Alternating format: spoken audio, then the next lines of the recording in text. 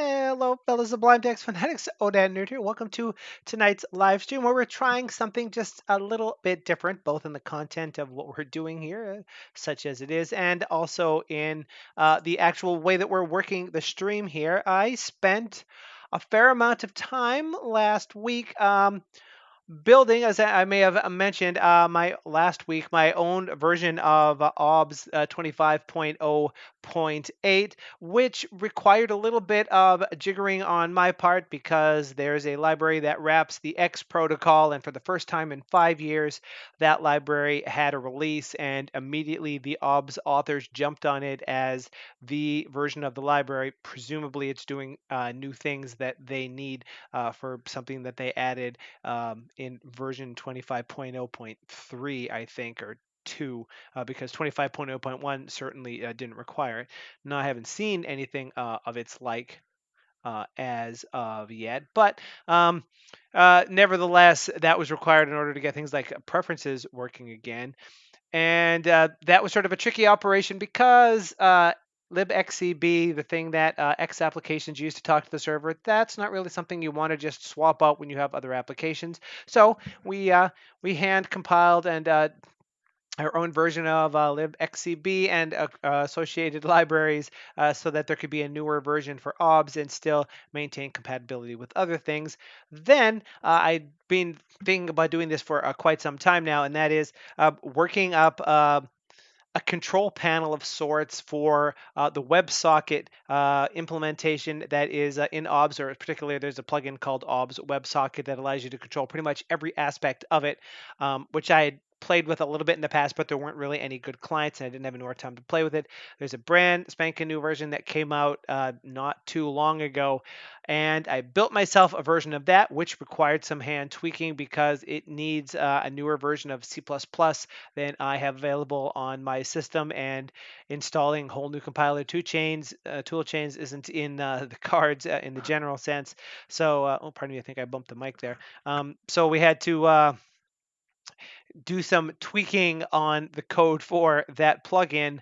And then I created myself a WebSocket plugin, or a WebSocket API, rather, for being able to switch in and out of scenes and such like. And I was working on this all the way up until midnight last night. I did a bunch of testing. Everything seemed to be okay. So this is going to be the first stream trial run using this. And of course, I want to do more work on this. This is really quite crude.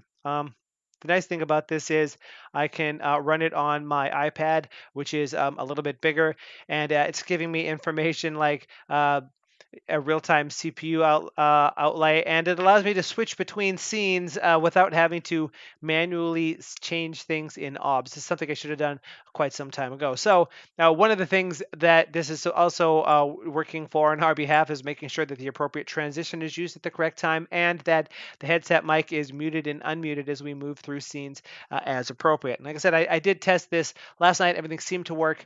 Let's hope that everything is going to work fine here as well. And I am still referring slightly over here to the stream dashboard on my Mac here because it's got a hardwired connection, and the iPad does, and I don't want to saturate the Wi-Fi network too much with that, because the live streaming booth, if you will, in YouTube Studio seems to require you to actually see a live preview of the video.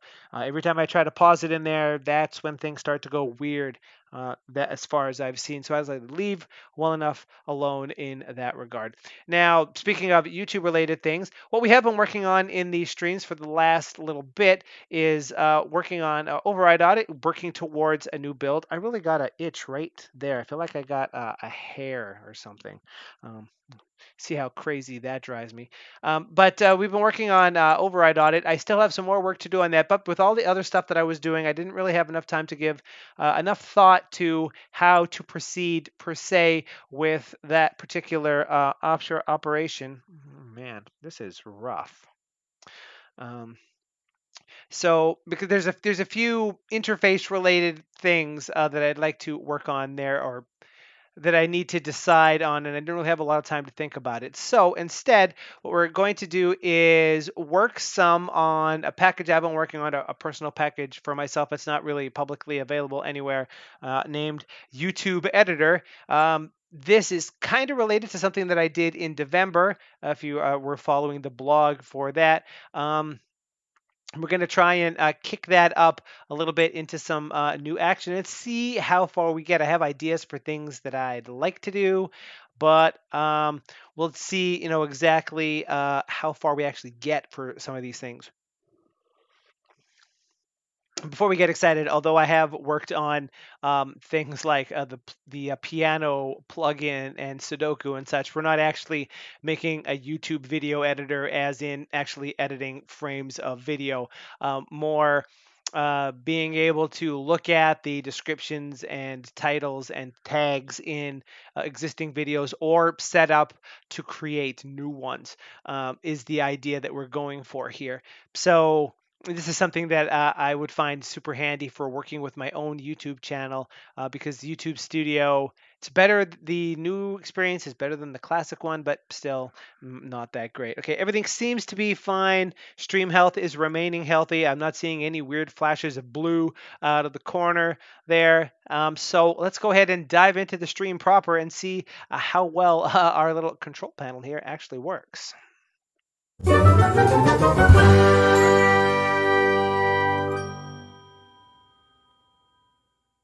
Hello, fellow Sublime Text Fanatics. OdatNurd here. Welcome to the live stream proper for the 16th of June. January, February, March, April, May, June. Yeah, that's right. I'm one of those people that when someone asks me my age, I tell them my birthday and tell them to work out the math for themselves. We're going to be working today on a YouTube editing package. That's not a package for actually editing literal YouTube videos frame by frame or anything of that nature, but actually a more working with the titles, descriptions, and tags in existing videos and newer ones. This is a sort of an add-on, if you will, to something I was working on, one of my projects in November of last year, which I was calling YouTuberizer at the time. Now I'm calling it YouTube Editor. As of right now, this is in Git. It's not publicly visible at the current time. It because it does require a Sublime Text 4, but also it has requirements for some dependencies, which I have set up, which are also private for the time being, pending changes to package control and getting dependencies to work in this particular thing. So essentially, much like the piano plugin that we were working on a few streams back, this is something that a person, if they had the source code for, could set stuff up. There's a lot of setup that has to go on behind the scenes. You have to know how to use the Google App Dashboard to get yourself a client secret. You have to know how to install your own dependencies and stuff. So for right now, it's not public, and I really don't know that this would be useful to anybody other than me anyway. So, you know, I'm sure that will change and will go. So, and the other thing, if you didn't watch the pre-stream introduction, one other thing that we're testing out here in this stream is I created a web dashboard using, of all things, Node-RED because I don't really like Node.js related things. But it had a WebSocket implementation that makes it fairly easy to plug some stuff together. So I spent a little bit of time. And what I have down here on my iPad, just under the screen, if you see me looking down in that general direction where the keyboard is a panel that tells me the connection status between this and OBS, whether it's recording, streaming, CPU usage, memory, disk, and a scene switcher, which will hopefully once and for all get rid of various problems. Although the buttons are roughly the size of my finger, so chances are good at some point I'm going to hit something in the wrong place. But this should also stop those problems that we've had from time to time with the stinger in transition being triggered when it's not supposed to, and sources muting themselves accidentally because part of the switcher is doing stuff like that. So in any case, I should also point out that for the purposes of this stream, something I'm playing with here is the file icons package by Braver, the color one, just to add some different icon than the standard ones. This isn't something I normally do, but it's something I've been playing with a little bit because I do a lot of Node.js stuff at work, as much as I don't necessarily want to. And Node programs have just such an enormous number of extra files laying around that even something as simplistic as having an icon on a file that's slightly different amongst a bunch of other files is going to make, as far as I've been able to tell, life a little bit easier in that regard. So I installed it here as well because I sync my settings. And for test purposes, and we'll see what we think about this, I'm currently using the Monakai Pro Classic color scheme here from the Monakai Pro package. I have the package not installed because it's an obnoxious theme in as much as it doesn't guard itself from breaking your icon. So if you have it installed, you will have no icons unless you're using that theme or some other thing that maybe might override it, depending on the package name. So I've removed that. I'm trying to decide, do I want to use this newer Monakai Pro color scheme that has tons more rules in it than other the Monakai that ships with Sublime, or do I just want to stick with it? And if I decide that I like it, then I'd buy the package and just keep using this color scheme that scheme that I extracted out of it. Um, Jury's still out on that one. But in any case, we are let's go ahead and get rolling because we've been talking for just a few minutes here. I just wanted to make sure everything was settled or seemed to be with what it was I was working on. Actually, as a matter of fact, I'm going to go a little bit like this. Let me see. Okay, one of the things I wanted to work on, hopefully that, yeah. Okay. One of the things I wanted to work on was adding some audio filters so I can even things out a little bit, which is tricky because OBS under Linux doesn't support um, the audio plugins that I want to, VST plugins. Hopefully that's something that's coming soon, but maybe I can, so I can't EQ anything, but I might be able to adjust volume levels and such, and maybe make things sound a little bit better that way. It's something I want to work on.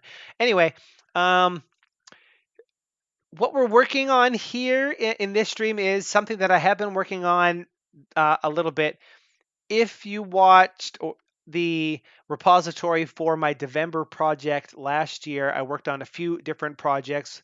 For example, a Sudoku, a plugin to allow you to on the fly gzip and ungzip files while you're working on them. So you could open a gzip file in Sublime, edit it, and when you save it, it's gzip back where it came from. One of those things was a plugin and package I was referring to as YouTuberizer. And the purpose of YouTuberizer is entirely this.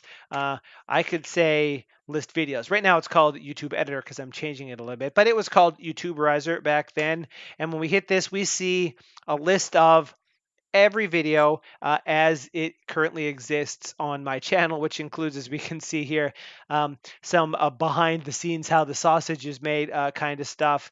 In that we can see that I have an end card template for getting end cards into my videos, and a couple of other videos in here. But for example, I could do plugin 101 and see all of the videos here, which for some reason are not sorted particularly well title wise, which is maybe something we need to work on. But say I was interested in, someone asked a question just the other day on the sidebar and seeing a link icon and they didn't know what it was. I can easily use that command, pop in here, say side. I find the video that I know has the appropriate topic, your Sublime sidebar questions answered, hit enter, and the link for that is now copied to the clipboard. So if I was to paste it in, that's the link that would take me to that. It makes it easier to share videos with people.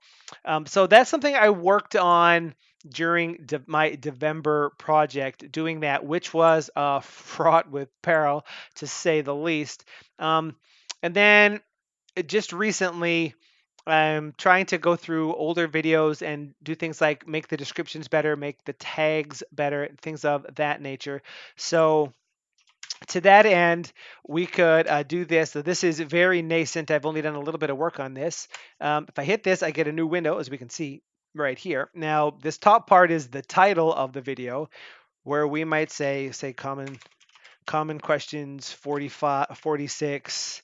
This is the title of the video, like so. And hitting tab will jump us to the middle where we can type in the description of our video. And um, we can't, whoops, here we go. We can't currently invoke snippets in here due to the way that the key binding is currently working. But as we can see here, as we're working on stuff, the first, whoops, turn on caps lock, the first paragraph, if you will, is a green color and everything else is not. You can put hashtags in here as well. That's just something that YouTube allows you to do. They don't call them hashtags, but nevertheless. And I think it also highlights links. So, like so, and they're even underlined in this particular case. And down here, this would be where the tags go, like so, and we can see that. So what I've got now is the syntax highlighting. The idea being that if I wanted to edit the information on a particular video, I'd hit a key, not unlike the one that we did to, whoops, don't do it in that one, to list videos, like so. And when we get the list of videos, instead of copying the link to it, it would open a window like this after getting the title and the body and the tags.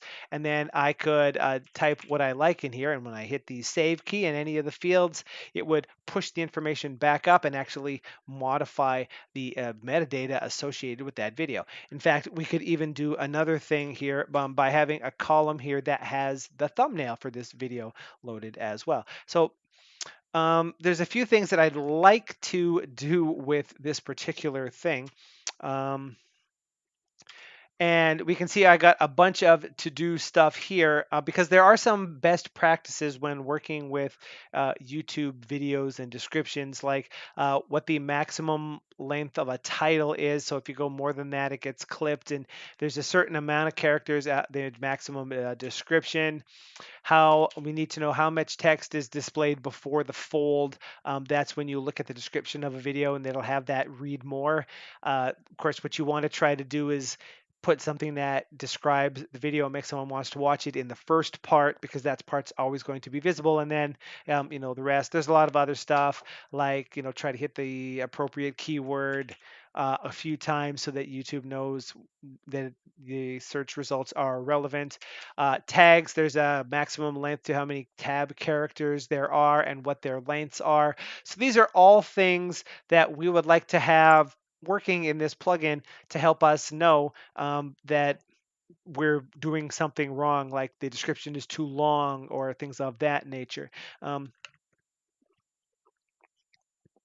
the to-do items in here aren't all necessarily plugin related per se, but it's information that I found while I was looking for things like tags. And what I discovered was the tags. That's 500 characters long. An individual tag can't be more than 30 characters or it will be deemed invalid. And perhaps more interestingly, tags with spaces in them count as a length of an extra 2 characters, because when YouTube stores the information, uh, the way that it stores it, if the tag has a space in it, it has to wrap it in double quotes so that it knows where the tag ends, which is weird because commas are the thing that separate tags. And as a result, the actual tag length would actually be 2 more than the 30 characters. So your tags, if they have spaces in them, might potentially be only 28 characters. Kind of hard to say. But so I just found all that information and dumped it in here. But perhaps in this first thing, because I think we're probably going to work on this a couple of times, we should go over a little bit about what this actually does. If you didn't watch the wiki on the Devember project per se, and you wouldn't really know any about stuff about this, and I have played with it a little bit Um, so, whoops, that is not what we're trying to do. Let's go ahead and hide the sidebar for now. Here in the editor, this is the main plugin. Now, we're going to see there's a couple of interesting things here. I just go scan through here. These things are less interesting. So, first of all, in order to talk to a YouTube channel, you need to have a client ID and a client secret and various other things for the OAuth flow. Whoops, pardon me, which is how you gain access to being able to access the data API for a YouTube channel. Now, there's a fair amount you can do if you don't have that information, but you can't drill into specifics on certain channels because or any channel other than your own per se. So the thing that this does is get the list of videos that I personally have uploaded to my channel. That information is available only to me. It's not available to the world at large. So we have to prove to YouTube that we have access to that data in order to be able to access it. Whereas if you just wanted to search YouTube to find a particular video or find a particular channel, find a particular user, all that sort of stuff, that's something that's not per user per se. That's just something that you could do even on the YouTube page. So those sorts of things, those sorts of read-only operations, you don't require this sort of stuff. And most of what I did in my November project was fighting with the libraries required for getting that sort of thing working and learning about more about OAuth.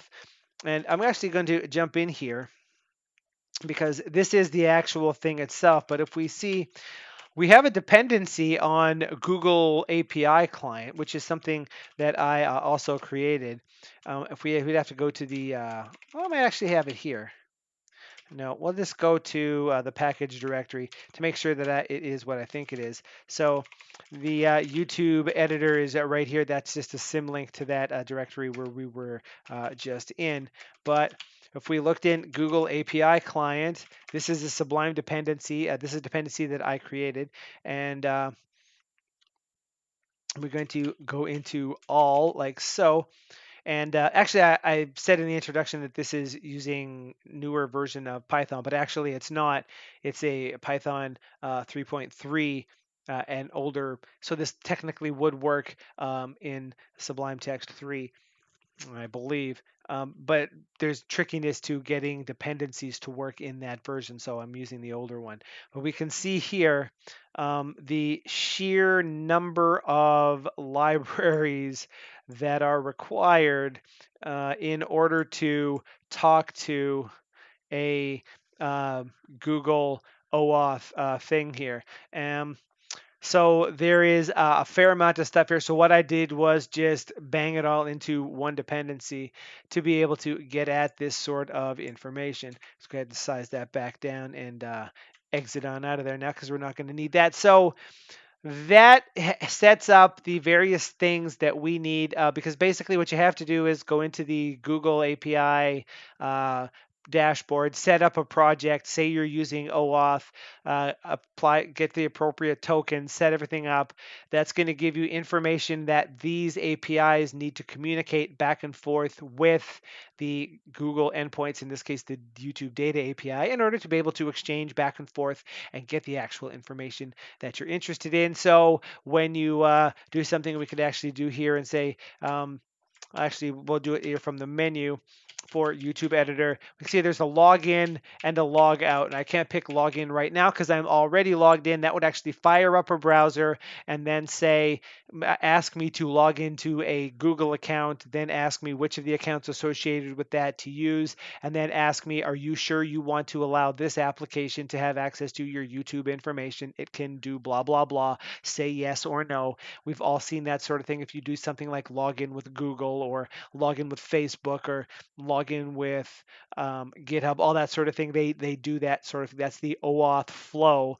And once you say yes, we get a token that we can use to make requests. And that particular token only lasts for 24 hours. Anybody that has that token is essentially us. You provide it in a request and it is you. So it only lasts for 24 hours and then it expires. And you have to use a refresh token and that token in order to collect a brand new token to continue going. And this involves, exchanges back and forth, and it's very complicated and annoying, particularly because there's secrets that identify your application, and the documentation makes it sound like if you're doing an installed application, you should do it this way. You still have to keep that information secret, even though they acknowledge that it's impossible to do so. And also, another reason why this isn't sort of publicly available per se, is that Google is not a fan of allowing someone with open source to have this sort of information in it. So I could provide this package as it sits in the repository right now, which requires anybody that wants to use it to go through all of the rigmarole of setting up the login in order to access their own page. But I couldn't, for example, set up a service on my own website and have everybody log in through that and talk to it back and forth through the plugin and make this available to anybody that wants to use it. I'm not allowed to do that because it's open source. Now, in order to make all those calls, we're going to need to talk over the network to make web calls and wait for responses to come back. And as we know from looking at a lot of stuff here, when you execute a command, Sublime hangs until that command finishes executing.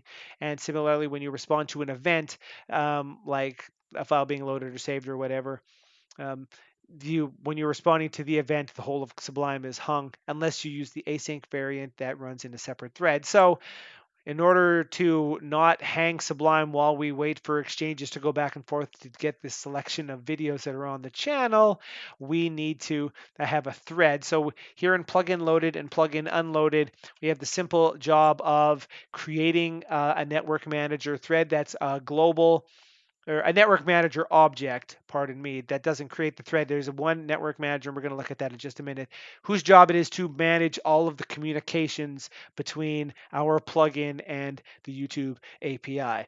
And when the plugin is unloaded, if we created that, we ask the network manager to shut down. And if you watched yesterday's video on Plugin 101 in the plugin lifecycle, you know that this is going to make sure that the network manager doesn't get created until the plugin is loaded, so everything is ready to go. And every time the plugin gets reloaded, for example, during development, if there is an existing thing, it will get shut down.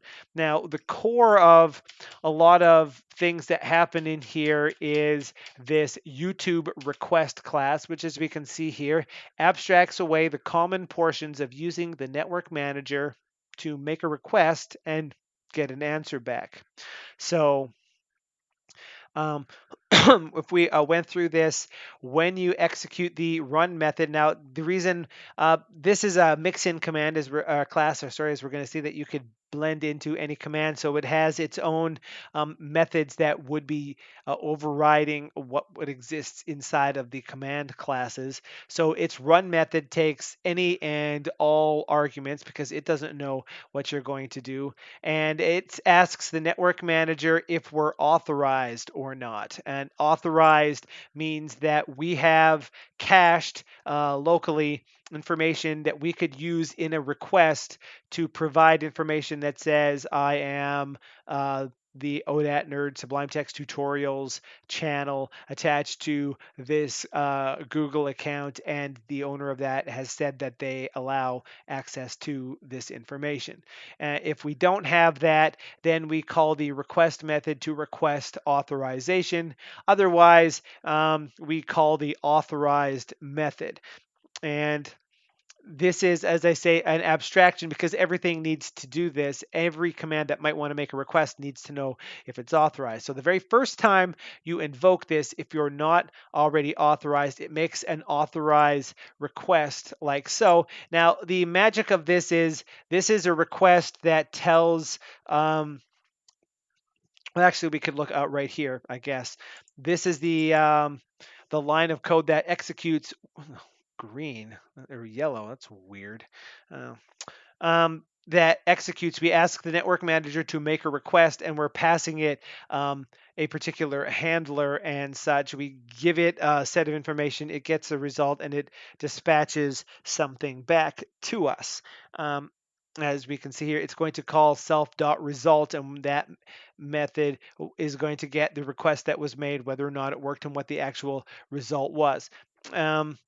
So we make the authorization request, and basically the handler, as we're using it here, which is this field that we're providing to this method, tells it that when it gets a response back, it should call the internal auth method, which stores the information and then says self-authorized, which is the same as what this is doing. Now the internal auth method only gets returned back on success, as we can see here. If the request is succeeded, then we want to execute the handler that was provided, which again is internal auth. Otherwise, invoke the error method instead. So if we attempted to log in and it didn't work, then we would get this saying there was a error popping up. Otherwise, this code would invoke the internal auth, which calls underscore authorized.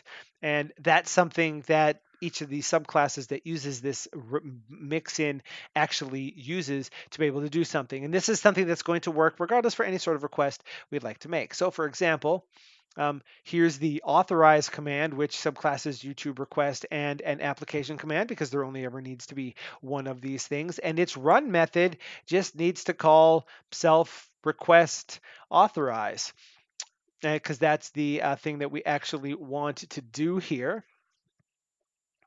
And automatically making these call to self.request is making this call, which is doing all of the work up here to actually dispatch the request. We said we want to get the authorize method called, which is this one. So automatically, all we have to do is say that and this, and if the data that comes back works, this gets executed. Otherwise, the error dialog pops up. This command doesn't even need to know about it. The command enables or disables itself, whether or not this network manager has any credentials loaded. And logout is similar, but it asks you if you want to actually do this or not. So when you run the command, it's going to have by default the value of false here for this method. If it asks you that if you actually want to do this, pops the dialog, and if you say you want to do it, then it runs its own command again, but with force to true, so that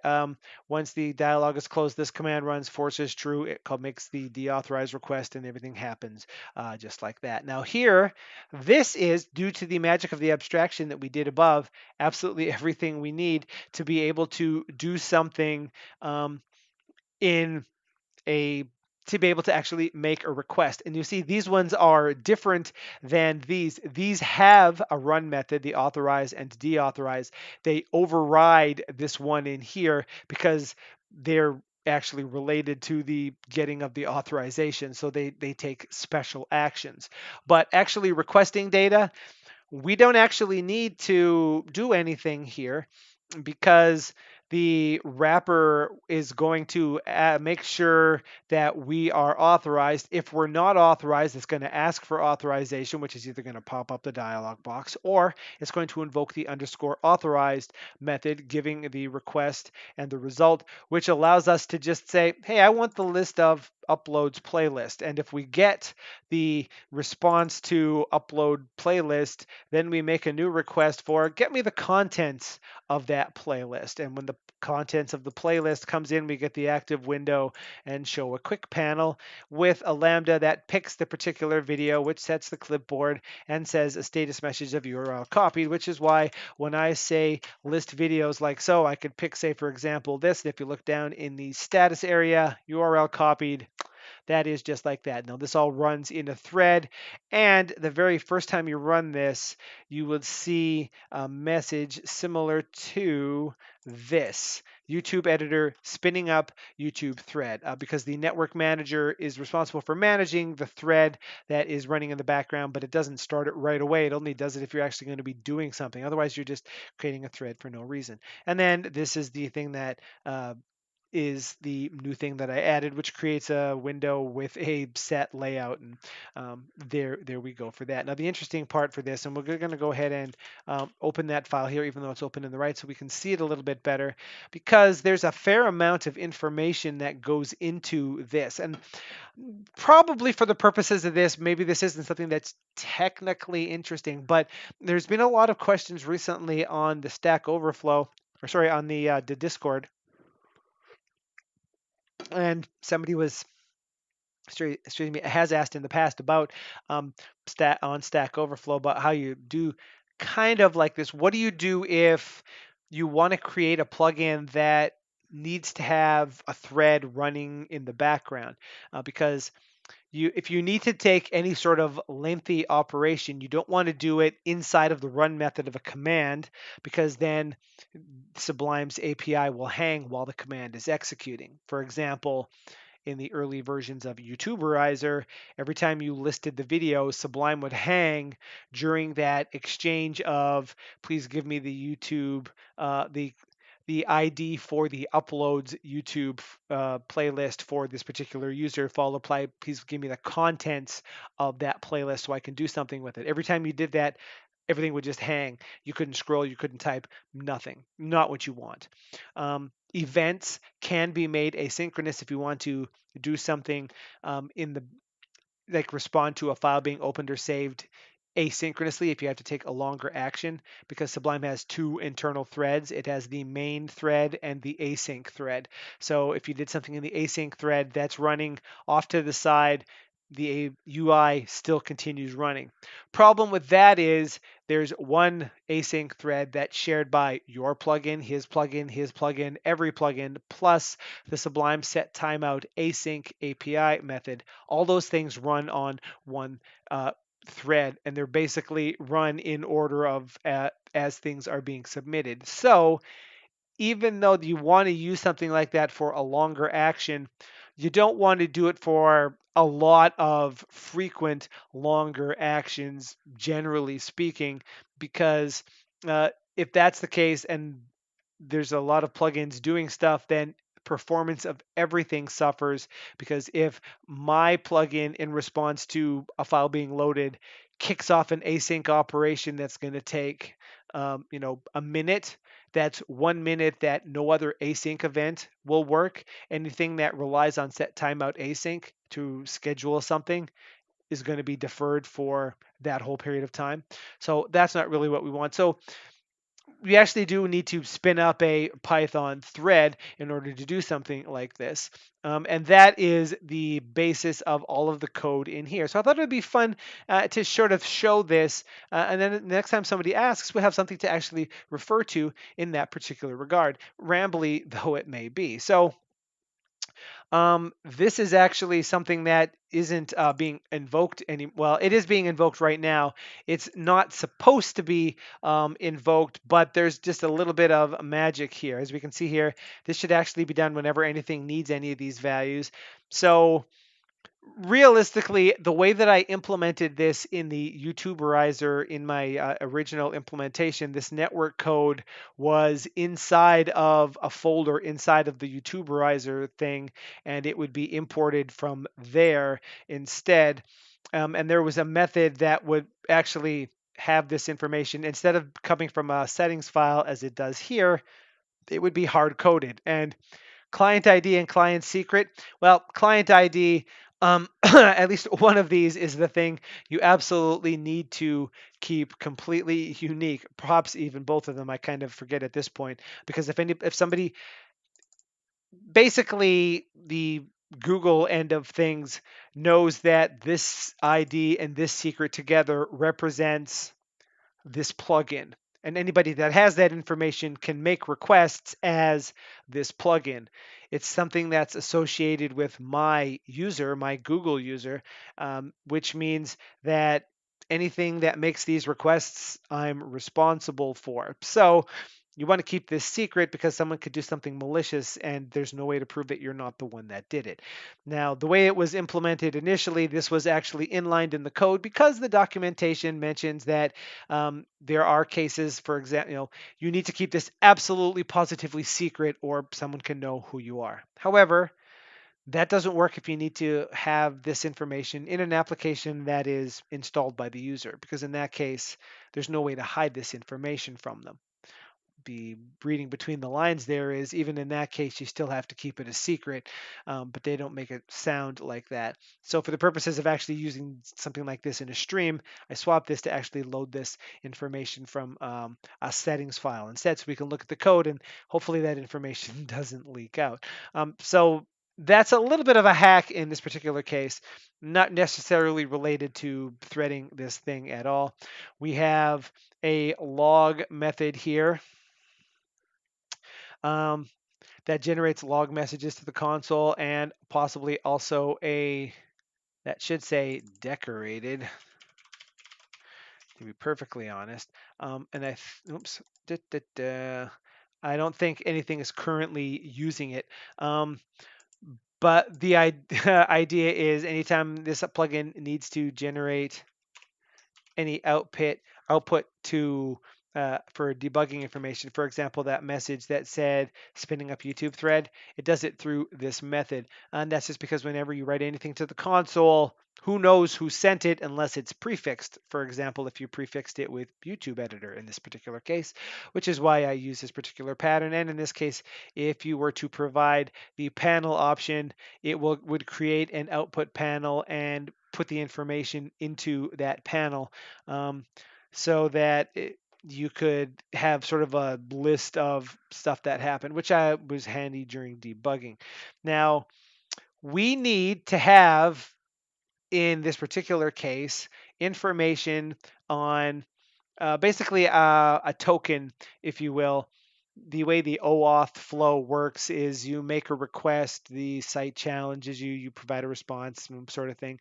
And what you get back is a magic opaque token that you include in every request you make. And as long as you have that token, you're authorized to do a thing, and that token represents this user logged in and provided these credentials.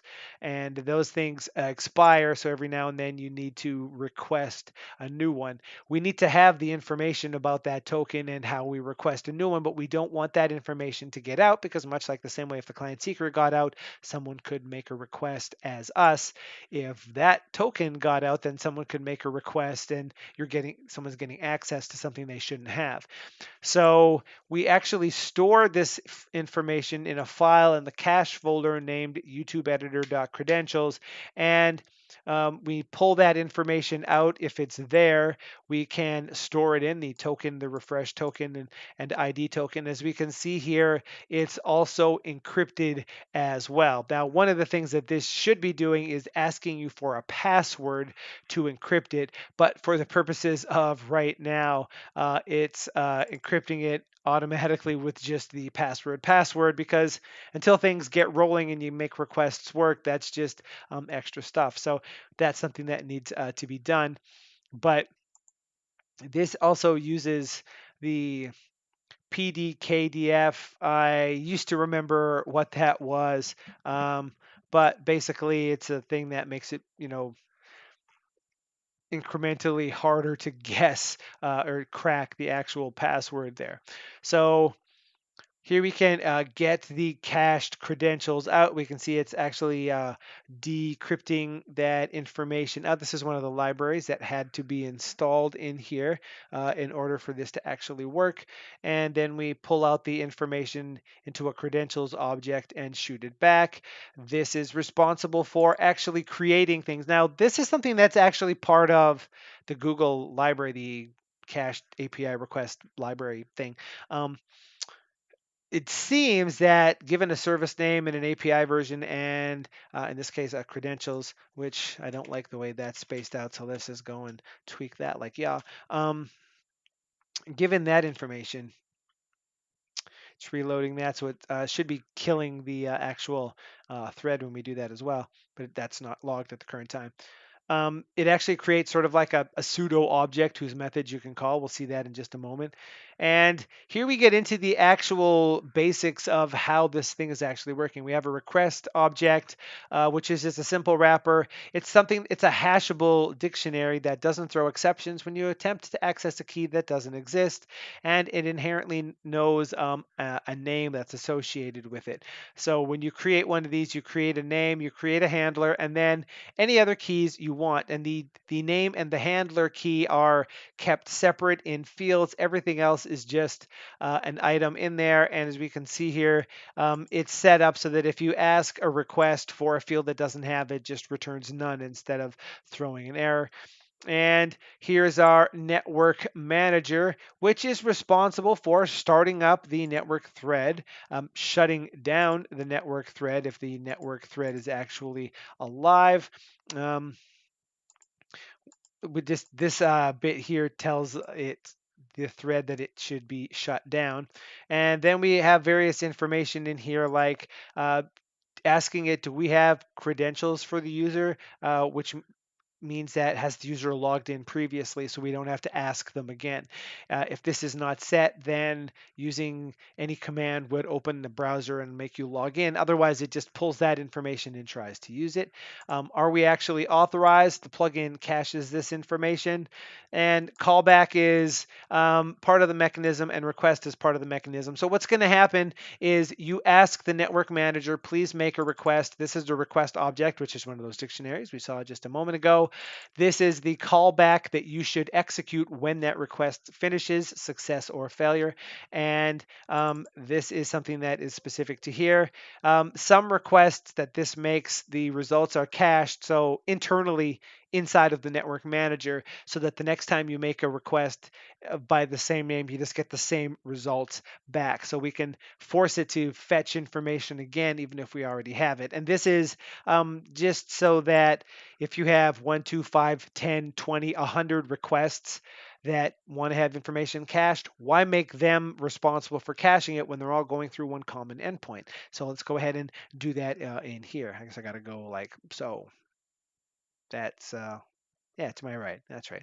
I don't interact with the webcam that often. And the magic of this is whatever callback you provide, the request actually gets told to invoke this one. And then once it's done, it actually calls the user callback. So we sort of interpose ourselves. You make a request, this method is called, and then this method is called. If that makes sense, you can sort of trace through how that sort of logic works.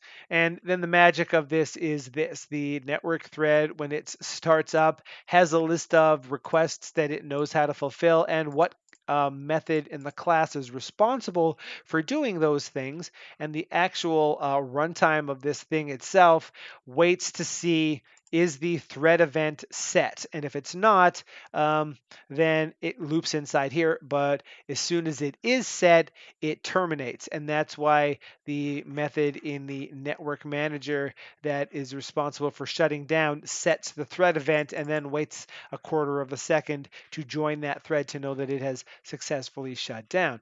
But apart from that, what does it actually do? It gets a request from the queue that is blocking with a timeout, and then it handles that actual request. This has a timeout here specifically because uh, if this if this blocks and doesn't have a timeout, then the loop won't be able to determine that the thread needs to be terminated. And when we call handle request, what does that do? It takes a request object off of the queue and gets the request and the callback, makes the call, and then sets up the handler. Now, what we're actually doing here is a little bit of this action. This request map get is accessing this so that if the request was authorized, then it gets the value of self.authenticate, for example, when we handle the request. That's what handler is. If it's none, then someone made a request that we don't know. It's not in that list of things in the dictionary, so it is an error. Otherwise, we're going to set the success to be true and actually run that handler and grab the result. And if there is an error doing that, then it's not a success, it's a failure. Capture the result as an error string. And lastly, down here, we use set timeout to call the callback, which is the thing that was provided in the request. We can see that right here. I just need to scroll up for that. This is just sort of a cheap, easy way to take this from running inside of the network thread and get it running inside of the main thread of Sublime, so that all events that this or callbacks that this invokes are invoked inside of the main thread of Sublime. And then it marks this particular task as being done. And then it would go back and do it again. So in the case of the authorize method or the authenticate method, we get the get authenticated service, deauthorize. Now here's the one that we're using in there.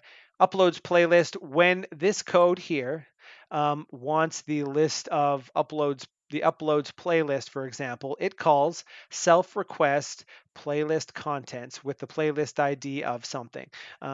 Sorry, I guess let's trace this right from the actual beginnings. And I think that'll make this all a little bit clearer here. So we invoke this command, list videos. Now, what's that going to do? That is going to execute the run method in our YouTube request, because that's one of the subclasses. Its run method asks if we're authorized or not. And if we are authorized, it will immediately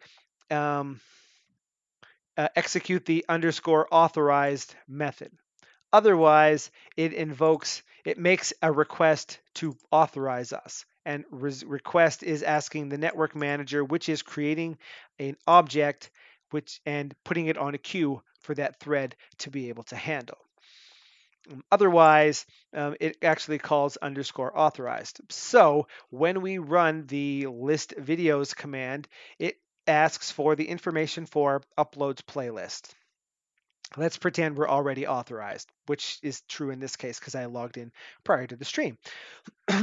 It calls self.request. Self.request up here is this method here, calls a network manager to create a request object for that particular request, and the handler, which is a string that is going to tell the eventual return what method it needs to call. It takes all other arguments and just gives them to it so that the handler in the network thread uses that to know what's actually supposed to happen here. And then the callback is self.result, which is this method. So what happened there?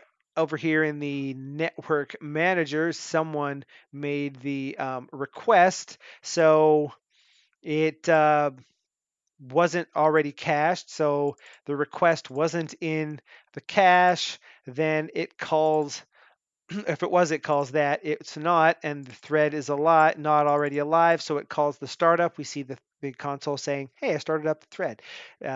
If we had previously made this request, then the result would be cached, and as a result, we would just immediately invoke the callback with whatever we got last time. Doesn't even need to go into a thread, right? Otherwise, we do need to make a request. If the network thread's not alive, well, now's the time to start it. If the network thread is alive, we're good to go. This makes sure that the thread's not always running. It's only running if someone actually takes a YouTube action, because otherwise we're just wasting cycles. And then we add a request to the request queue that says the request is the string that user provided, which in this case is that upload playlist thing. We can see that right here in this window as a matter of fact. And that's the thing that's ultimately going to get called. And the callback is please invoke this callback method up here to tell us that things are done. That method this message then is inside of the queue. So we come all the way down here. This is inside of the thread. This thread is just sitting here saying, is there a request yet? No. Do I have to quit? No. Is there a request yet? No. Do I have to quit yet? No. Is there a request yet? Yes. I pulled something out. Handle request. Handle request gets the request and the callback. That's going to be the string that represents what request needs to be made and what code should be executed when the request has completed. We assume success and no result. Ask the request map, which is up here in the constructor, if someone asked for uploads playlist, what method should be called? And the answer to that is the self.uploads playlist method. And the callback is the thing that should actually happen. So it gets the answer is not none. This is a known request. So it calls that function. And the content of that is the uploads playlist. That's the thing we see over here.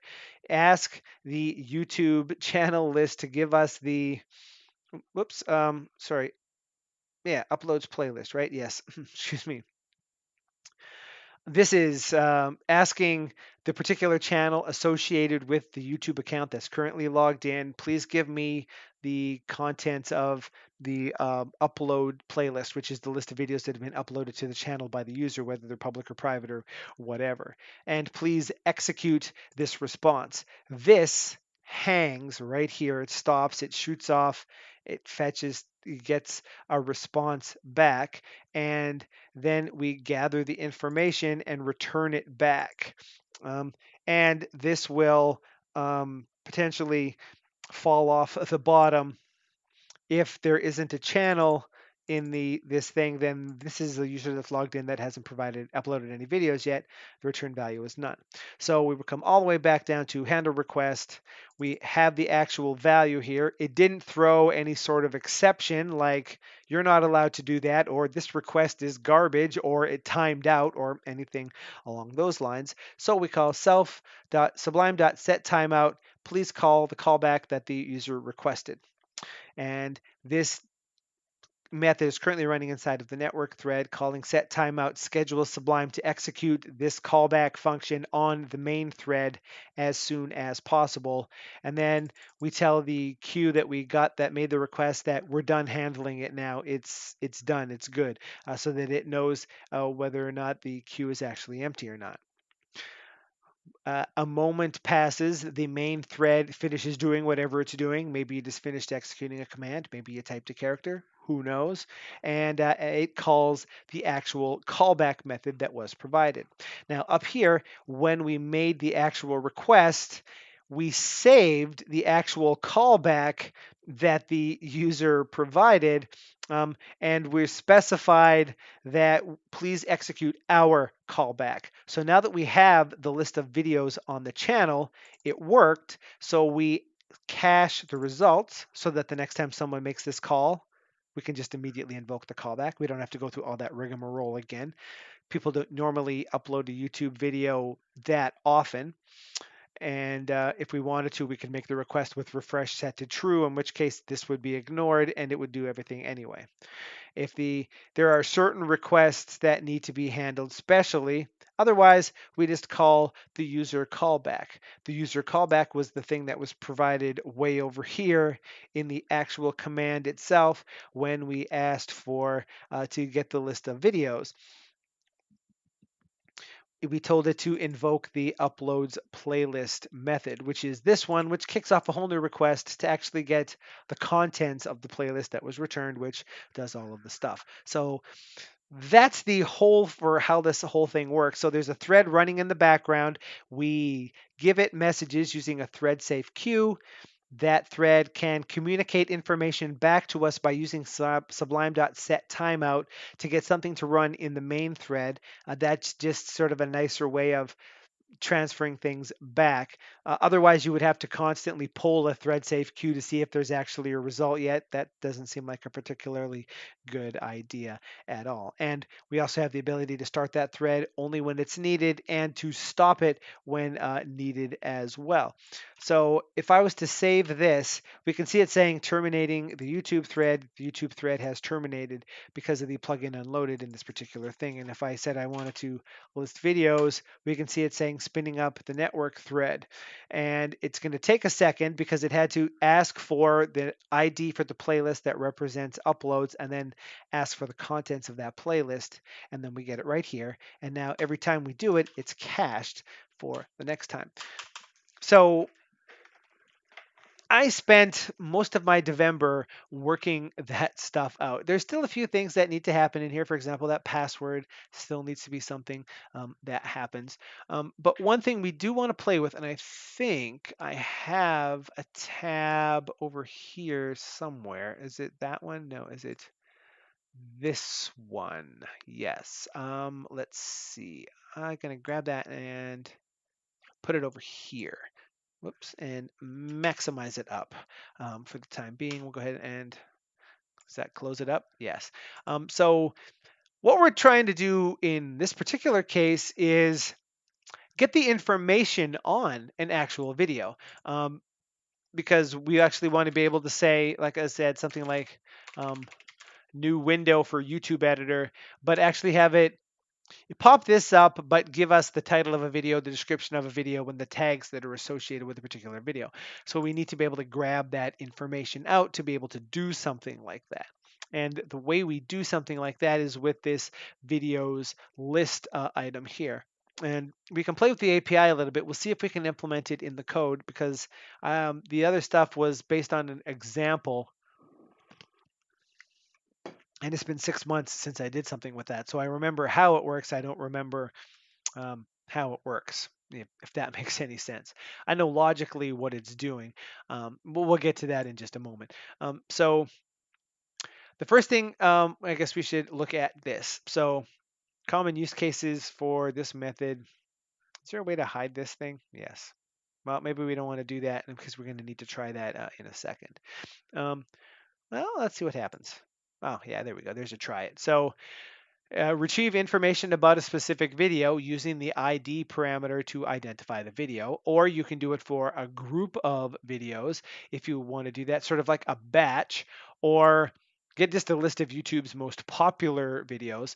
Now, here's, for example, of the list of videos liked by the user that authorized the API request, which is the person who's actually logged in. But what we actually want is list by video ID, which is how I got to that. So call this method to see the API request and response. So let's go ahead and zoop that out like so. Now we can see over here, I forgot that this was here, so this is neat. If we wanted to do this in Python, this is what the code would actually look like. Now a lot of this is boilerplate, and interesting to note, this, although I didn't get it from here, is how I actually came up with all of the code that we just looked at. I started with a very simple example of this. Now, in the original example, the information was in a JSON file. There's also one that did something else. This is what we actually use to figure out who's actually logged in. It's calling run console here. What this would actually do if we ran this inside of a Python console would be to open a browser and ask a person to go to a page where it would take a string and paste it in, and then you authorize the application and you come back and enter the result that they gave, and that's how the token comes back. And then it calls YouTube to this discovery.build. This is responsible for basically building an object that knows how to do something based on the API that's provided, which in this case, as we can see, is the YouTube. So if we wanted to get a list of videos, this is the call we would make. So we're going to need that in just a minute, and it needs an ID, and we execute that request, give it a response. So if we actually wanted to try this, what we could do is come over here and say list videos like so, and then say the most recent video. Oh, it's actually 5? I didn't think it was. Let's say P10106. which is this one here. So this is getting Sublime Text platform information. We can see the ID, it's part of the link. So for our purposes here, we're going to do that. That copied the link to the video, and I can come over here and paste it in here, but we don't want this. This is the ID value of the video. If it's the V equals on the YouTube watch page is the thing that, YouTube links go to. And here's various information that we can provide in here if we want. And the thing we want is, in this case, is snippet contents and statistics. That's because of that sample. So we have all of that stuff. We're going to go ahead and execute this.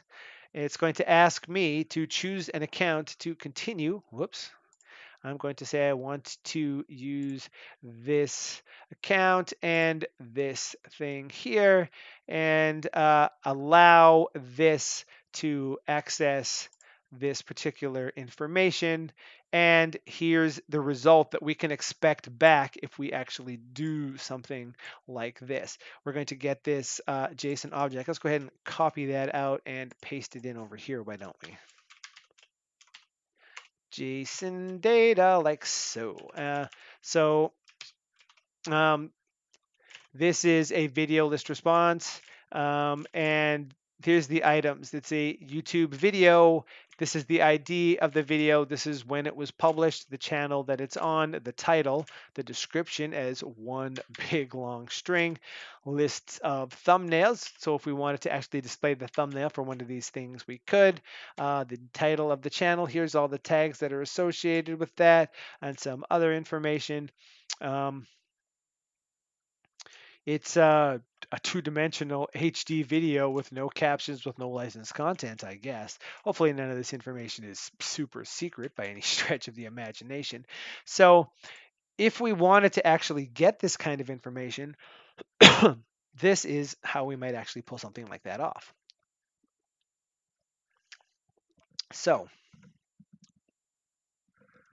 the first thing we might do is actually go into the networking code itself. And for the purposes of this, we'll do it over here. Playlist contents is similar to what we want to do here. So actually, yeah, let's do it over in this one because it'll be a little bit nicer. Like so. So we're going to need a new thing here. So we're going to say, what are we actually doing in this particular request? We're getting, let's go ahead and we'll leave that open for the time being. What was it called? It's in here in this particular code. Videos.list. Not a particularly good name, so let's say let's call it video details, let's say. And the method that should be invoked for this is self.video details, like so. And then we would find the playlist content method. I'm going to actually copy that to make sure that I spell it correctly.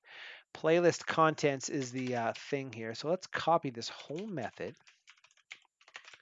like so. Come back up here and change it to video details for a request. Given the ID of a video for a user, fetch the details for that video for editing purposes. Now, I'm not entirely sure. I haven't looked into how we might actually use this to update stuff. It may require more information than we're actually going to be returning here. And let's go ahead, and that's videos.list. So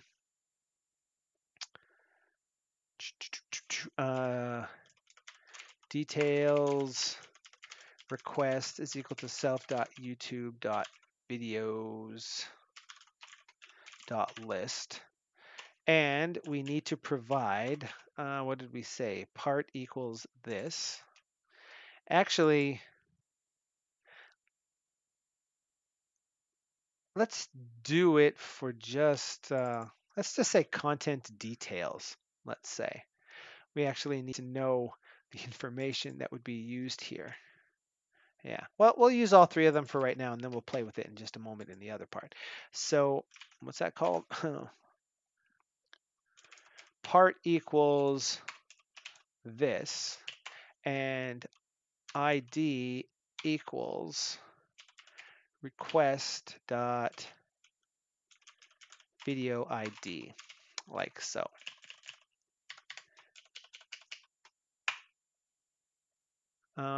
And how is it returned here? Just executed and printed, huh?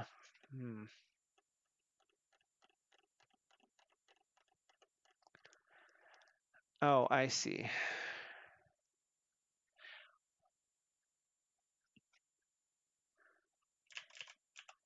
While details request execute, and this would be,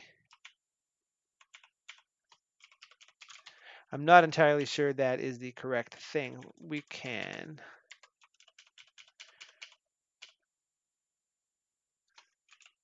for the purposes of this, that'll be fine. Let's go ahead and print details list response, like so.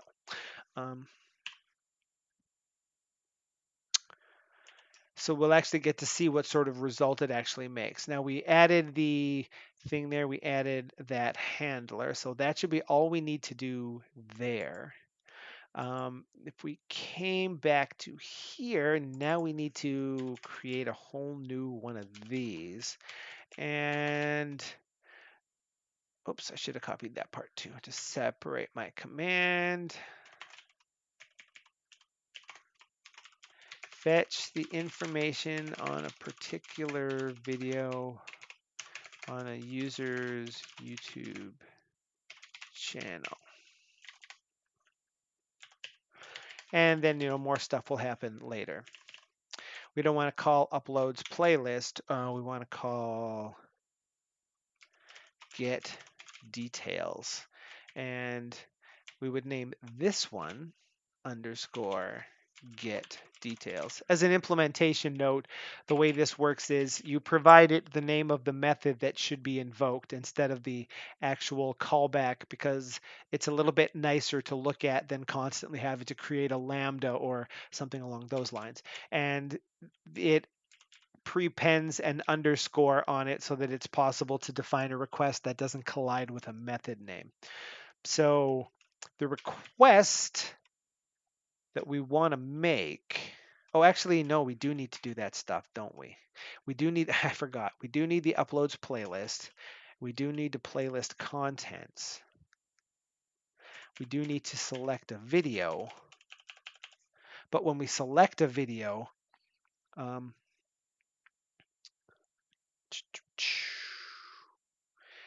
the result of that is going to be something that we don't necessarily want.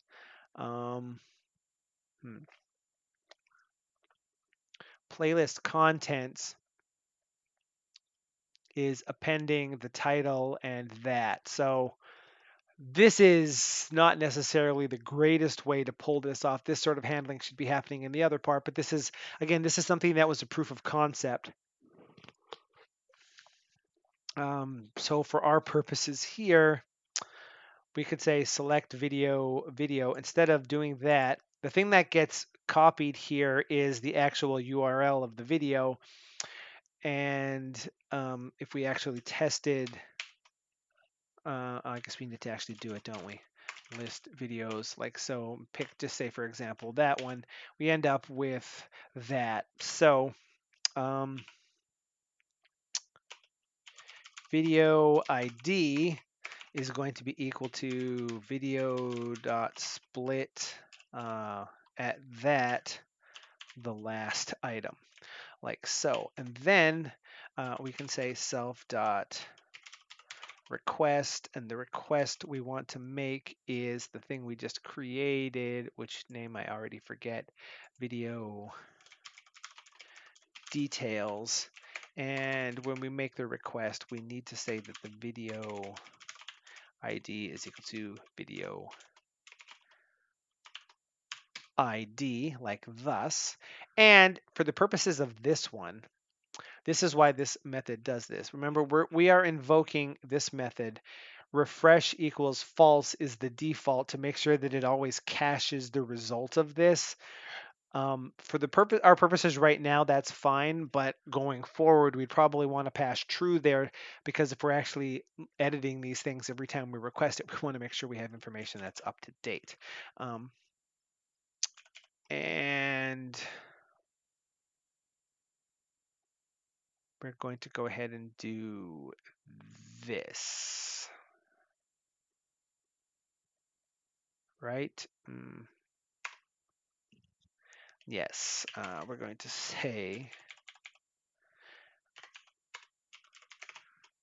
oh, someone's talking on the Discord. I'm just going to pop in real quick. Package development.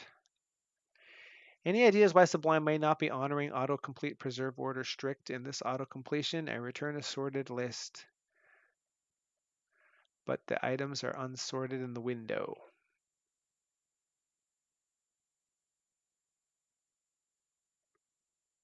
Oh, there's actually a link to that.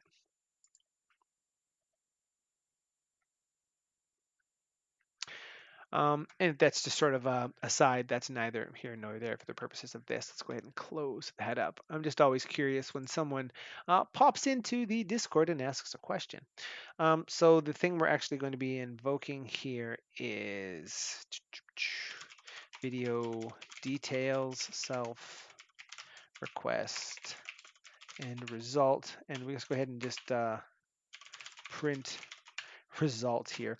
We're not actually doing anything with it because we're not actually returning it yet. We actually should not name that. We should say video details command. So video details command and Sublime commands. We want this to say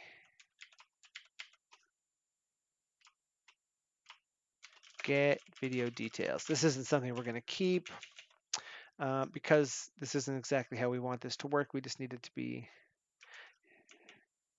this should just be video details, like so. Okay. So with all of that in place, and oh, I broke it. Line 205. I did not do that. There we go. So we should be able to say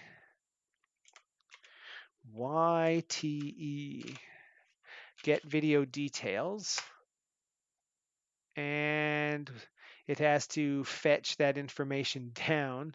And let's say this one of my earlier videos, Introduction to Override Audit, like so. And ooh, list object has no attribute split. Oh, crunk.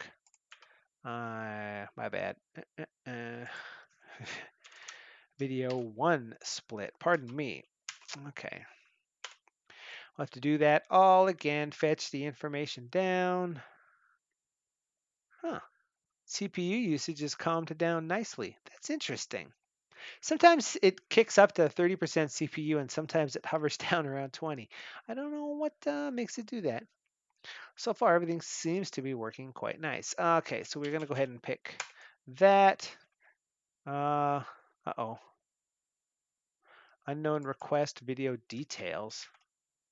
Oh, I think I need to save that one first, then this one. One of those things that automatic package reloader made easier previously. We'll try that one more time, see if that actually fixes it. Otherwise, I may have done something a little funky there. Still no, huh? All right, well, let's check and see what we did wrong.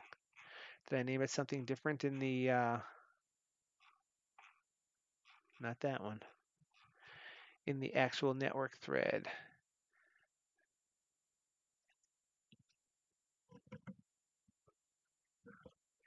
Video underscore details. Well, I don't know. It certainly looks like it's there. Oh, this is actually broken, so it's not loading. Oh, all right. Shoot. Well, pay more attention to that, pal.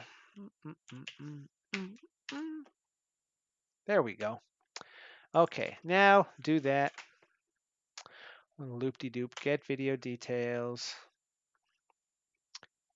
All right, let's do it for 106. And there is a metric ton of information. So we have successfully pulled it down. It's actually being printed inside of that actual method there. So we'd want this to return back only the information that we're interested in. So one thing we might want to check here just to see, I'm going to clear this console. Whoops, that's word wrap, pardon me. Let's clear this. Whoa. How many of those things did it return? I guess that's not actually a list, so don't do it a bunch of times. That's probably unfortunate. Okay, clear the console. Oh boy.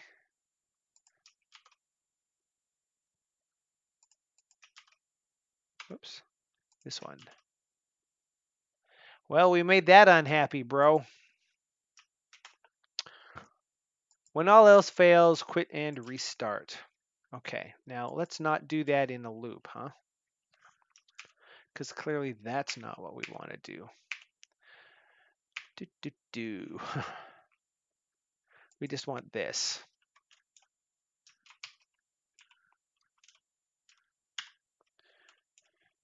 Thus, and it's probably not even a list of stuff. Well, again, what it actually returns doesn't matter because it's not going to be loaded anyway. Okay, there we go. And here we do that. So if we did, what were we saying? Get video details for spinning up the YouTube thread. 106. There's exactly one, and it stopped. Great. This actually shouldn't return that. It should return a list, an object, and the other thing should return an object with the information, and then that should actually build it up. But that's something we'll do later, or perhaps I will do later, because we are, most of the way through this stream. Hopefully, someone will find this this particular one interesting. This is something I've wanted to work on for a while. I never seem to find the time, and I'm really trying to kick off into doing more information in here for these things. So the actual part is the part that we're interested in. Does that say anything? No. Okay. So let's close that. The comma separated list of one or more video resource properties that we want. Okay. Oh, yeah, that's right. If the parameter identifies a property, we might want title, description, tags. That's exactly the only thing we want, so that's probably the easiest way to go, right? So let's give that a try. We come back over to here and we say in the networking code that what we want is the title, description, and tags. This might even just automatically return an object that we're interested in looking at, to be all perfectly honest. But if we hit that,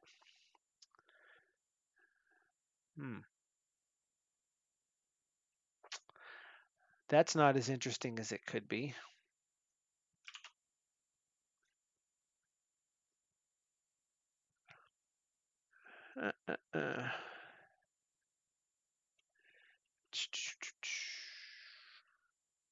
Okay, the ID.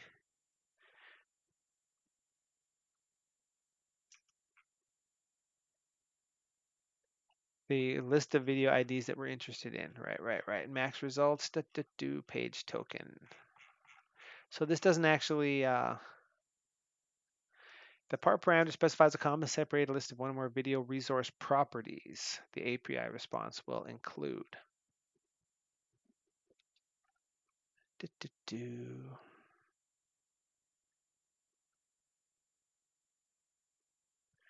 How does one actually know? Is it down here?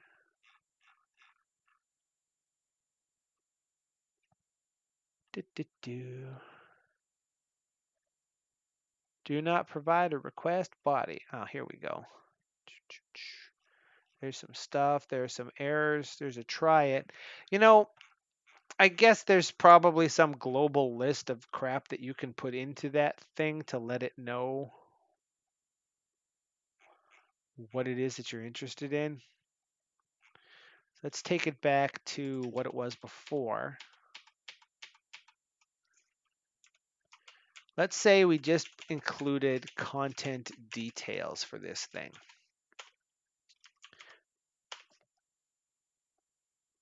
Still nothing? What if it was snippet and content details? Oh, you know what? I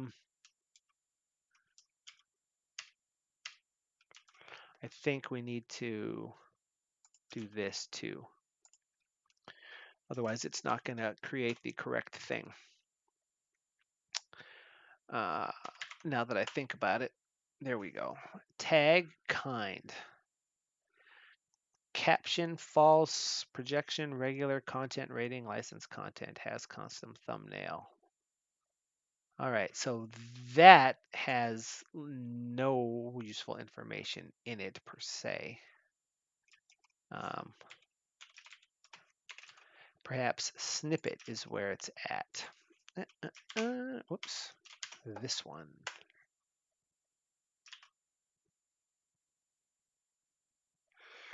106.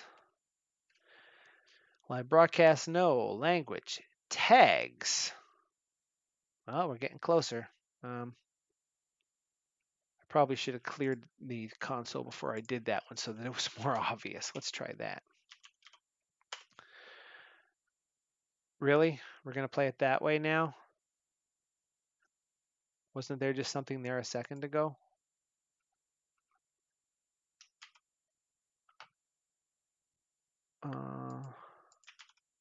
Oh, it's caching the empty result. Ah, right, okay. I can dig it. Whoops. I explained it, but I still confused myself. So if we turn off word wrap, there's a bunch of stuff in here. Well, I guess we can't do that. Let's see. Kind, items, kind. There's the ID. There's the title. There's the description. There's the tags. So that is the minimum amount of information that we're interested in. And if we were to snag all of this, like so, and let's go ahead and say, can never remember, curious concept, go to town, bring it back to here. This is the information we have at our disposal. So inside of the items array, there's going to be exactly one thing because there's only one thing. There's the list of tags that we're interested in. There's the, okay, if we close up the snippet in the item has everything that we want for this, which is the title, the description, which I imagine must have embedded new lines in it or something. Yes. So we're actually pretty close to doing what we want here. It's working a little bit better than I might have expected. So let's go ahead and I'm gonna jump this over to here where it's probably gonna be harder for you guys to see it because my head's in the way, but that I think is okay. So this is to fetch the details for that video. So what we're actually gonna say is Result is equal to a dictionary where the ID is equal to,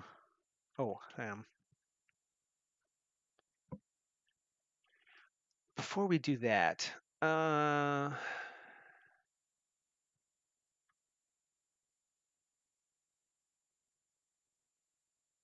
yeah, that's just how I did it before. Cool. So I'm going to do it the same way here, just for stuff 4. Item in details. It's not actually a list response, it's just a response. Details response.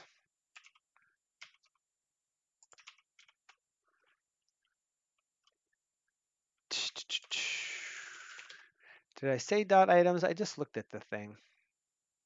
Yes, I did. Well, I used single quotes and not double quotes. Working on Node has really messed with my head. We're going to return an object, and otherwise we're just going to return none. Like so. And we're going to provide the ID of this thing, and we're going to provide a title, and we're going to provide a description, and we're going to provide tags. And the ID of this thing is item. Oh, shoot. Item dot snippet. Item, don't say dot.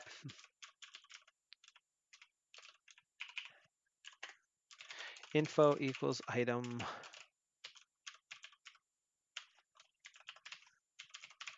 Video is equal to item snippet. So we can say, whoops, the video ID. Oh, shoot, that's actually in the thing, isn't it? Crap. Okay, the ID is the item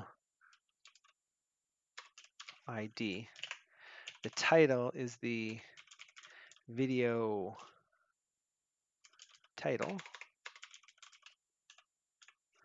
The description is the video description. And the tags are the video tags, I would imagine.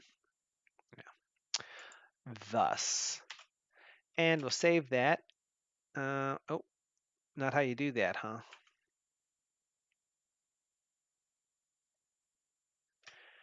What hast thou done wrong?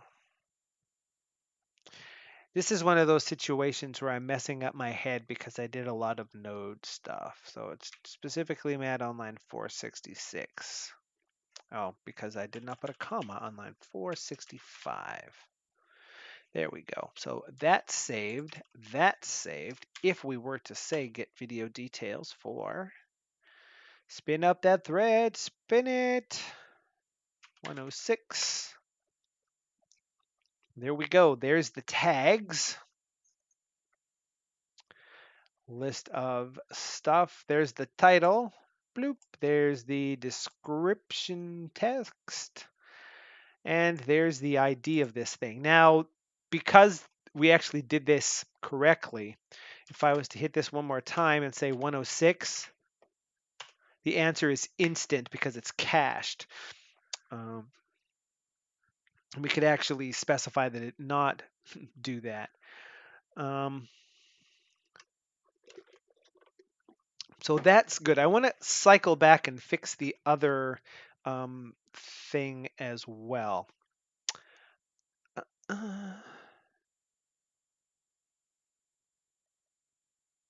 As a matter of fact, just for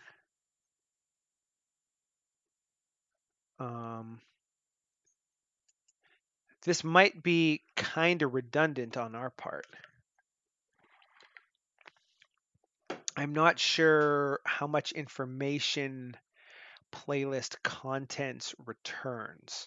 So let's go ahead and print playlist item like this. Okay, so, and we'll go ahead and do that and clear this console because there's going to be a lot of stuff. We're going to turn off word wrap for the time being. So if I said, for example, just list videos, that's all we need to do here. It is grabbing title information. This is a list of things that it's doing. If we came over here and bunged that in, replaced incorrect quotes. Interesting. So it has the title and the description, but it doesn't have the tags. Interesting. I wonder if there's a way to get that, because then we wouldn't have to return this information that way anyhow. But let's go ahead and grab that and do what we did before. I'm going to go ahead and stick it over here like this, just so we can look at that thing, because I think what we actually want is for this to return. Well, that shouldn't be a list of sorted results. It should just be results. It should be the job of who's ever doing something with it to sort it. Now, I remember now the reason why this is here is because it could potentially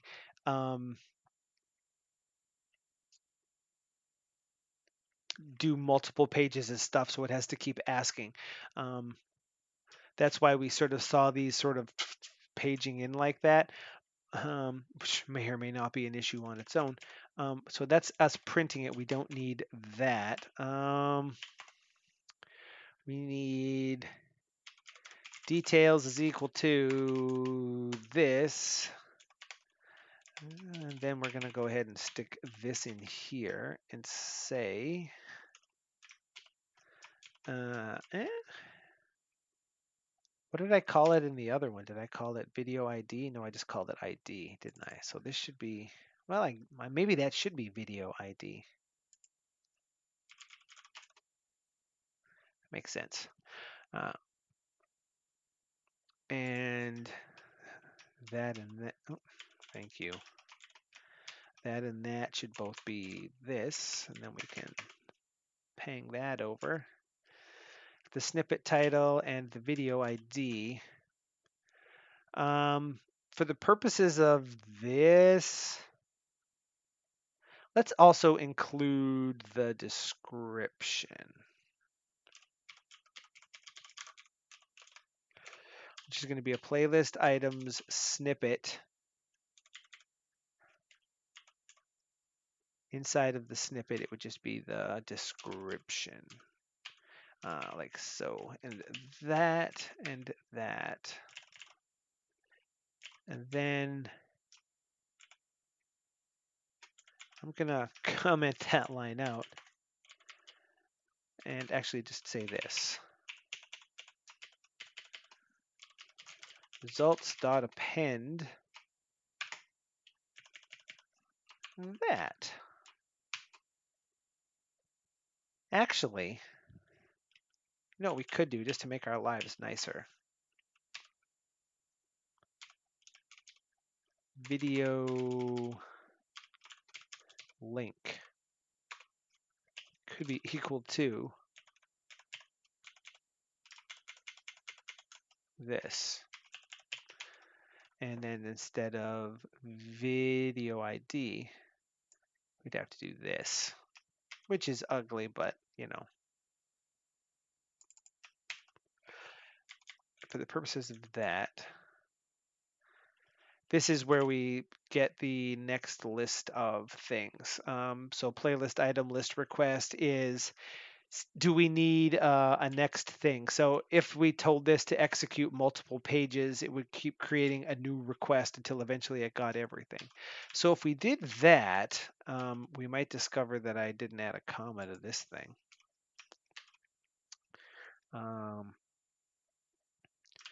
Like so. And here's the bit where we would say print results, like so. And then we have to also save that, clear this console. The thread has been terminated, and then when we list videos, that command's going to be very angry indeed. Type error stream required. Oh, it's even more angry than I thought it would be.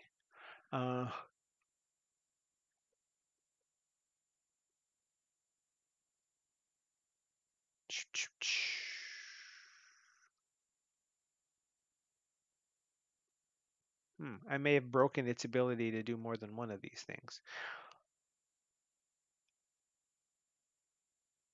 But what we do get is the video ID with that, a link to that, the title that we expect, and the description. So that's nice for the purposes of that.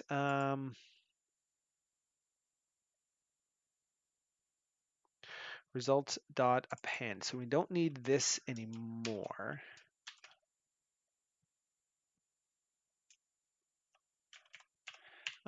Let's say these are all going into snippet to grab the information. So we could say details equals playlist item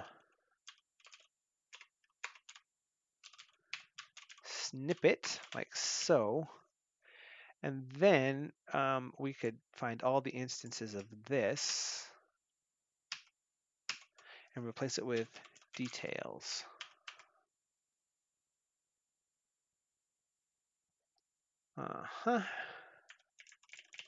And video ID is equal to this. So we could just say video ID and that. So I think that gets us more or less to the point we're at right now. And when we say list videos, and there we go. So video ID is still a thing. It's still got a link. It still has a title.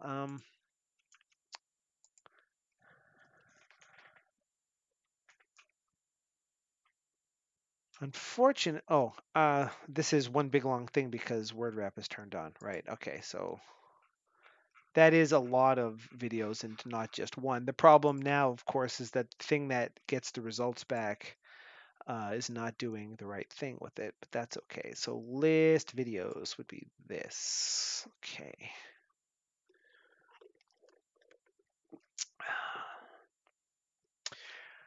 We're going to need to say items is equal to title link for video in result. And then instead of result, we just say items like so. And then when we pick it, we should see a list of useless information, which is exactly what we want, except that did not. Oh, it doesn't handle that correctly. Neat.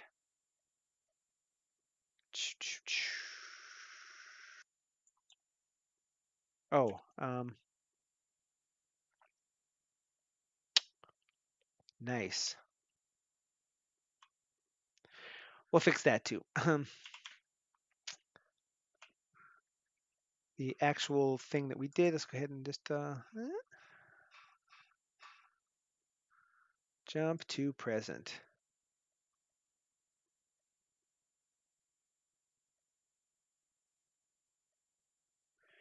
Inhibit reorder does the thing. Right on. It totally does. The fields that we added in here are title and video link. So if we did video underscore link, then I think we could grab that and that and do a little bit of this. video title, video link. Maybe we don't name it video link. I think we just name it link and ID. We want ID, title, description, link. Is what we want coming out of that. That worked. We want this to be like that. And select video and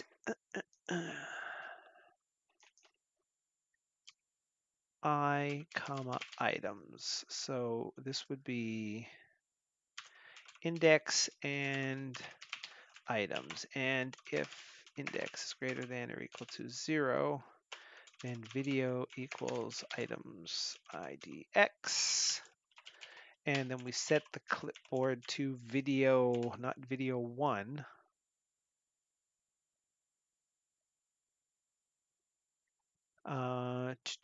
Video link should just be video like so. So that's the link URL copied, and that should also be video link. We want to set the clipboard to the text and that. Okay. Actually, that was the title, wasn't it? It used to be the title and not the actual thing. So I think that's why that was 0. So that seems to work. So if we did this and said that we wanted 106, so we have what looks like some stuff in here. If I hit cancel, we don't get that error like we got a second ago. The video list is cached now, so that's handy. We say we want 106 in here like so. And, oh, shoot.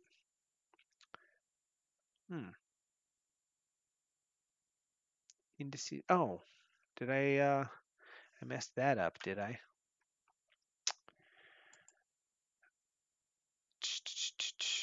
Right. I didn't need to fiddle that. That should still be 1 and 0. I forgot I wasn't changing how that worked. Okay, that's I think that should fix that. And 106 URL copied, getting Sublime Text platform information, and if we paste it, we have a thing. And if we went over to here and pasted it, we would get the appropriate video. Perfect. So we fixed, whoops, we fixed that. We no longer need this irritating print in here like this. And now for video details, we can say ID, title, description, tags, like so. And that also means that we would, this is list videos, right? So in this one, when we get playlist contents, we need these 2 lines as we see there. And select video should start with this.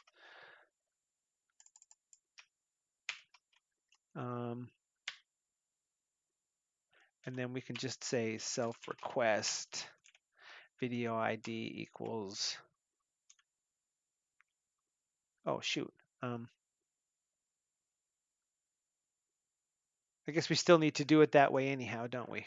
Due to the way that I structured that.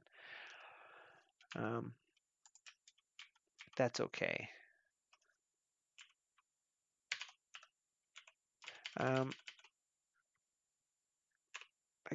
Oh, ID is special. Crap. Yeah. Oh, in that case, let's put this one back to the way it was. And over here, let's say that and that should be video ID, and so should this one. Like so.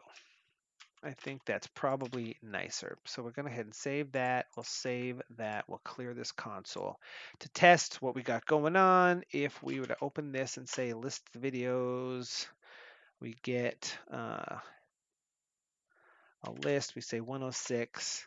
It copied getting Sublime Text platform information to the console. And if we did the same thing and said get video details and picked 106, oh shoot, an error occurred.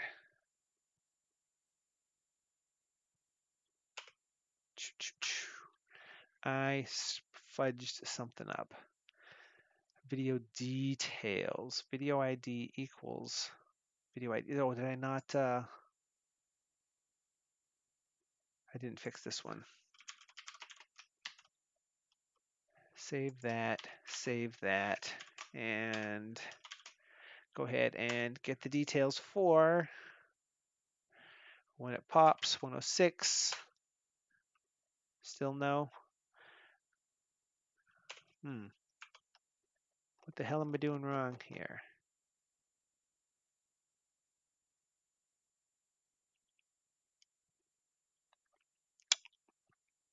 Video ID, video details. Oh, I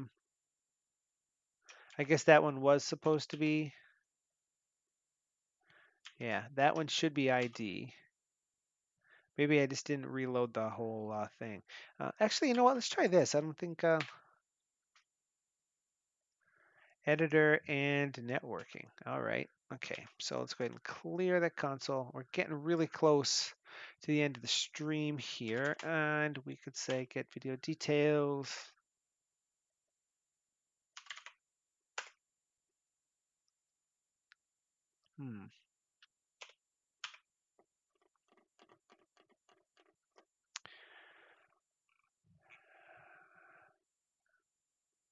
I'm doing something so dumb here.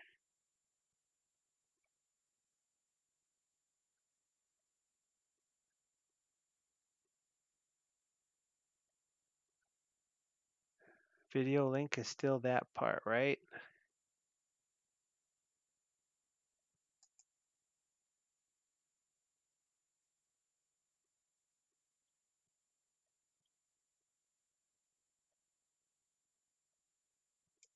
Let's print video ID. One of the things I was thinking about adding to my interface is a button I can push with a dodoy type pop-up when there's a terrible bug.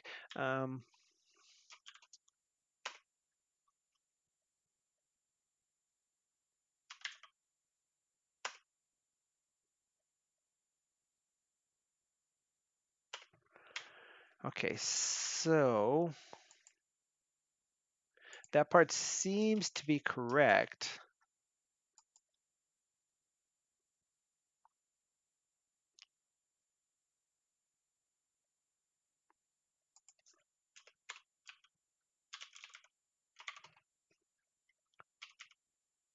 Details of request. Load that, and I'm going to be so angry when I eventually spot the dumb thing that I did here.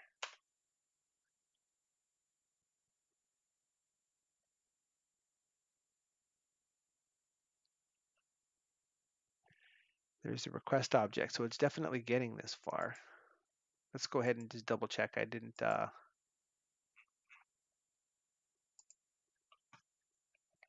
You provided an ID of the thing and the part, and it does the bit for you.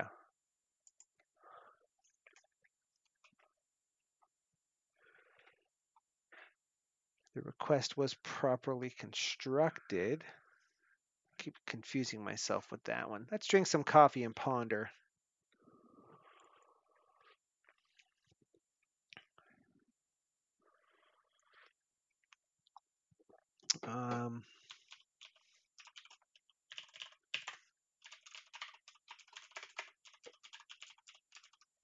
Let's try that, because it might be failing and catching the exception for other reasons.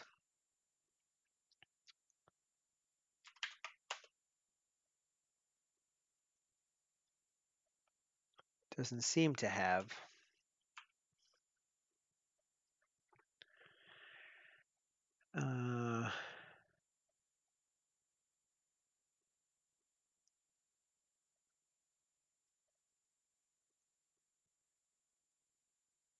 The request that I'm passing in is video ID equals video ID, which is a thing that we know that it is. This takes a video details request for request video ID.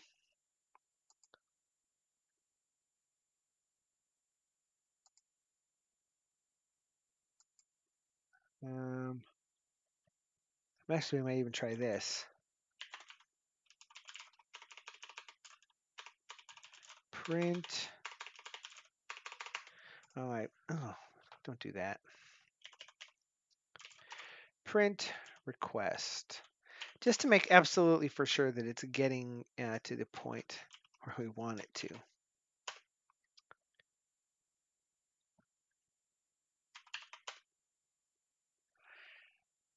Handler's video details name is video details. So video underscore ID is totally a thing. It got a response,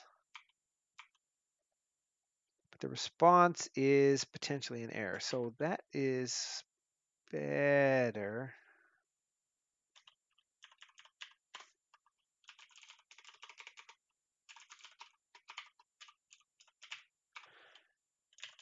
It's this. I changed it in one place too many. I think that is the reason why that does not work. They call it ID. I don't call it ID. And there we have it. Cool. Okay. So let's go ahead and fix this up. Playlist content does what we want. Video details. We don't want to print got a response or item or request. We just wanted to return the actual thing or none, which it's doing for this. So here's what we're going to do. And we'll see if we can work this out, and then that'll be the end of the stream, because we've hit more or less the 2-hour mark. This is kind of what I wanted to do, but I did want to talk through how you do stuff with an external thread and things of that nature here. So when this gets invoked, the result we get is actually this nice object that's going to give us the information that we're interested in. So what we're going to do here is, if we were to find, must be down here, this is going to do some stuff. We can say YouTube editor, new window. So here's what we're going to do. We're going to say window is equal to sublime dot active window.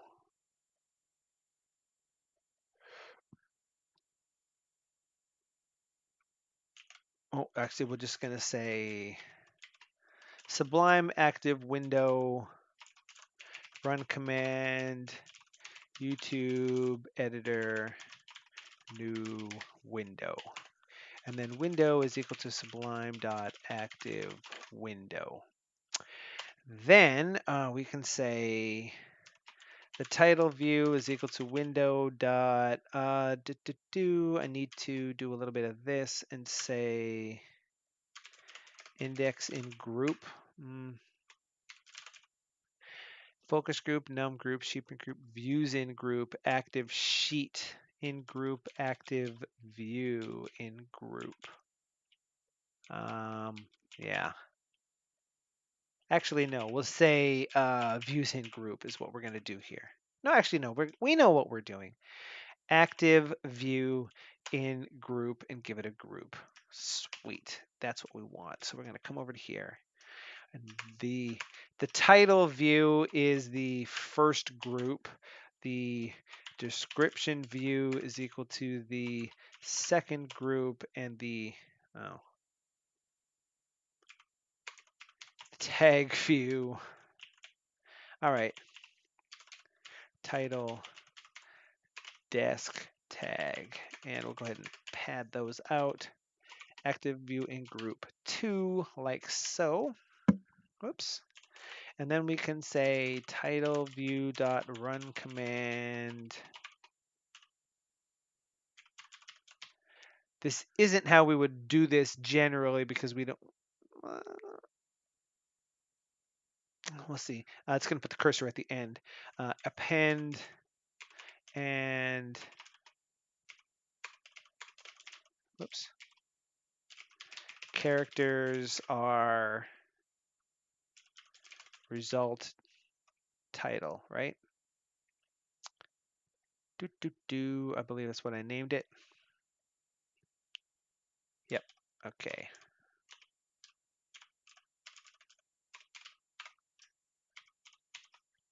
So we're going to go ahead and grab those two, paste them in there, and the description is going to be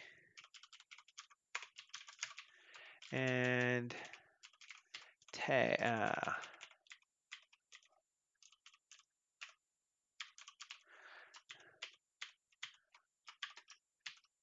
Okay, let's see what we get out of this.